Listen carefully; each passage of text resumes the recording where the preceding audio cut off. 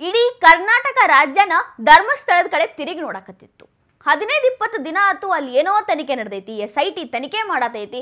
ಒಬ್ಬ ಮುಸುಕುದಾರಿ ದೂರುದಾರ ಬಂದು ನಾ ಇಲ್ಲಿ ನೂರಾರು ಶವ ಸಾವಿರಾರು ಶವ ಹೂತಿಟ್ಟಿನಿ ಅಂತ ಹೇಳಿದ್ದ.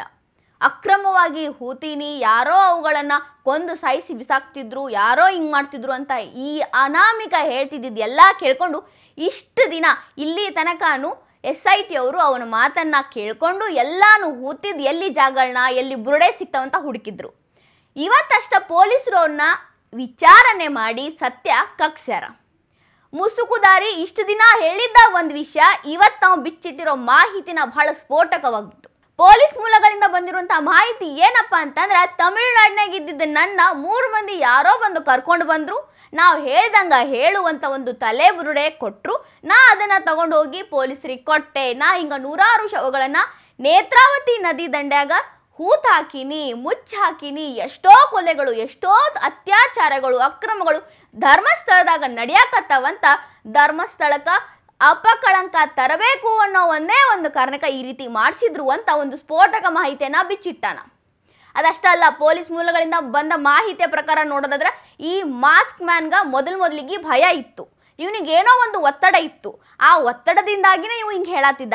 ಆ ಸುಜಾತಾ ಭಟ್ ಅನ್ನೋ ಮಹಿಳೆ ಏನೋ ಒಂದು ಹೇಳಿಕೆ ಕೊಟ್ಲಲ್ಲ, ಅದಾದ ಮೇಲೆ ಈ ಅನಾಮಿಕ ಈ ಮಾಸ್ಕ್ ಮ್ಯಾನ್ಗ ಒಂದು ರೀತಿ ಧೈರ್ಯ ಬಂತಂತ. ಅದ ಧೈರ್ಯದಿಂದ 15-20 ದಿನಗಳ ಕಾಲ ಉತ್ಖನನ ನಡೀತು. ಧರ್ಮಸ್ಥಳದಾಗ ಕಂಡಲ್ಲಿ ಇವ್ ಹೇಳಿದ ಜಾಗದಾಗ ಎಲ್ಲ ಕಡೆ ಗುಂಡಿ ತೆಗೆದ್ರು. 20 ಅಡಿ ಗುಂಡಿ ತೆಗೆದ್ರು, ಒಂದು ಅವಶೇಷ ಸಿಗ್ಲಿಲ್ಲ. ಮೊನ್ನೆ ಅಷ್ಟ BJP ಅವರು ವಿಧಾನಸಭೆಯೊಳಗ ಇದ್ರ ಬಗ್ಗೆ ಚರ್ಚೆಗೆ ಬಂದ್ರು. ಬೇಕು ಅಂತಾನ ಈ ರೀತಿ ಎಲ್ಲ ಮಾಡಕತ್ತಾನ. ಆ ಮಾಸ್ಕ್ ಮ್ಯಾನ್, ಆ ಮುಸುಕುದಾರಿ ಏನು ದೂರು ಕೊಟ್ಟನಲ್ಲ, ಅವ ಯಾರು, ಅವನ ಹಿನ್ನೆಲೆ ಏನು, ಅವ ಬಾಯಿಗೆ ಬಂದಿ ಜಾಗ ಹೇಳ್ತಾನ, ಅದನ್ನ SIT ತನಿಖೆ ಮಾಡತೈತಿ. ಪೊಲೀಸರು ಇನ್ನೊಂದು ಮಾಹಿತಿಯನ್ನ ಹೇಳಾರ. 2023ರಾಗ ಆ 3 ಜನ ಈ ಮುಸುಕುದಾರಿಯನ್ನ ಭೇಟಿ ಆಗಿದ್ರಂತ. ನೀ ಎಲ್ಲೆಲ್ಲಿ ಎಷ್ಟೆಷ್ಟು ಹೆಣ ಹೂತ್ ಹಾಕಿ ಅಂತ ಕೇಳಿದ್ರಂತ. ಈತ ಅದ ಟೈಮ್ ಒಳಗ ಹೇಳಿದ್ನಂತ, ನಾನು ಲೀಗಲ್ ಆಗಿ ಅವನ ಹೂತ್ ಹಾಕಿನಿ, ನನಗ ಅಲ್ಲಿ ಧರ್ಮಸ್ಥಳದ ಕಾರ್ಯಕಾರಿಗಳೇನೆ ಹೇಳಿದ್ರು ಈ ರೀತಿ ಹೂತ್ ಹಾಕು ಅಂತ. ಆದ್ರೂ ಅವನ ಬಾಯಿಂದ ಇಲ್ಲಿಗಲ್ ಆಗಿ ಹೂತ್ ಹಾಕಿನಿ, ಯಾರೋ ಸಾಯಿಸಿದ್ದನ್ನ ತಂದು ಯಾರಿಗೂ ಗೊತ್ತಾಗಲ್ದಂಗ ಹೂತ್ ಹಾಕಿನಿ ಅಂತ ಹೇಳು ಅಂತ ಹೇಳ್ಕೊಟ್ಟಿದ್ರಂತ. ಹಾಗಾದ್ರೆ ಆ 3 ಮಂದಿ ಯಾರು, ಇವನಿಂದ ಯಾಕೆ ಹಿಂಗೆ ಹೇಳ್ಸಿದ್ರು, ಧರ್ಮಸ್ಥಳನ ಯಾಕೆ ಇವ್ರು ಟಾರ್ಗೆಟ್ ಮಾಡಿದ್ರು, ಇದೆಲ್ಲಾನು ಇನ್ನ SIT ಈತನ ಬಾಯಿಂದ ಹೇಳಿಸ್ಬೇಕಾಗಿರೋ ವಿಷಯಗಳು. ಇದ್ರ ಹಿಂದೆ ಯಾರ ಕೈವಾಡ ಐತಿ, ನಕ್ಸಲ್ರ ಕೈವಾಡ ಐತಿ ಅನ್ನೋಂಥ ಆರೋಪಗಳನ್ನು ಮಾಡಿದ್ರು. BJP ಅವರ ಒತ್ತಡಕ್ಕೆ ಮಣಿದು DKಶಿ ಅವರು ಕೂಡ ಒಂದು ಮಾತನ್ನ ಹೇಳಿದ್ರು.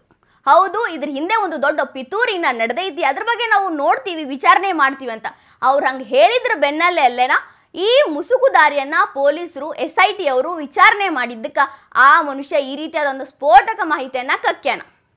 ಪೊಲೀಸ್ ಮೂಲಗಳಿಂದ ಈಗ ಇದಿಷ್ಟೇ ಬಂದಿರುವಂಥ ವರದಿ. ಇನ್ನು ಮುಂದಿನ ಹಂತದಲ್ಲಿ ಅವನು ಇನ್ನೂ ಏನೇನು ಸತ್ಯಗಳು, ಆ 3 ಜನ ಯಾರು, ಯಾರ್ಯಾರೆಲ್ಲ ಇದ್ರೊಳಗೆ ಕೈವಾಡ ಐತಿ, ಯಾರೆಲ್ಲ ಧರ್ಮಸ್ಥಳಕ್ಕೆ ಕೆಟ್ಟ ಹೆಸರು ತರಬೇಕು ಅಂತ ಮಾಡ್ಯಾರು ಹೊರಗೆ ಬರಬೇಕಾಗಿತ್ತು.